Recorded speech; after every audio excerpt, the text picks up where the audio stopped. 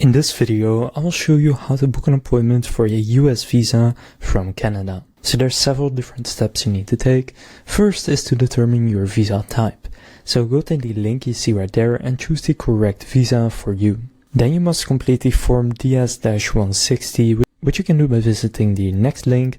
Select a non-immigrant visa application if that's what you want, and do a DS-160 form.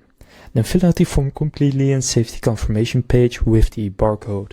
Now create a profile on the visa booking website. So go to the link you see right there and click apply for a US visa and then complete my application.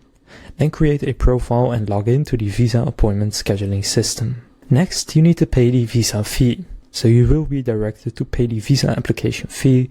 The most common one is $185.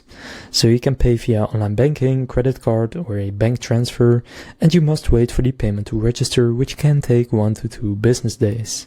Next, you can then schedule your visa appointment. So once the fee is processed, log into your US Travel Docs account, click schedule appointment, and then choose the visa category and type and the consular location and select the available dates and times. And then of course you need to attend the visa interview, and for this you want to bring a passport, DS-160 confirmation page, appointment confirmation letter, the MRV fee receipt, and all the supporting documents which vary by visa type.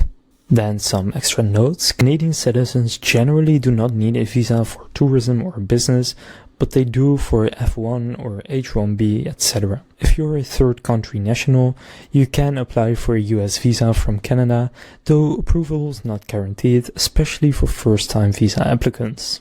And here you have the locations in Canada where you can do this, so Toronto, Montreal, Vancouver, Ottawa, Calgary, and Quebec City. So now you know how to book a visa appointment for the US from Canada. If this video was helpful, please consider leaving a like and subscribing to my channel. With that being said, I will see you in the next video.